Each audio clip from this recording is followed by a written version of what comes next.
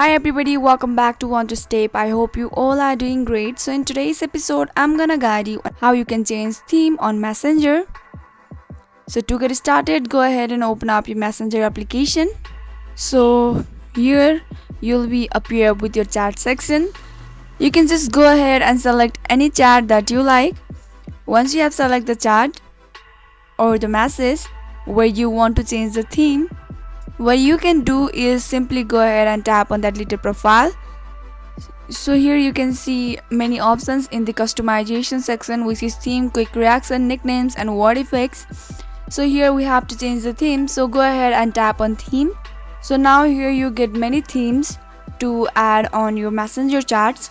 You can select any of the themes that you like, and once you are satisfied with the theme, you can just keep it, and if you want to change it, you can just do the same method again. So this is how it is easily done.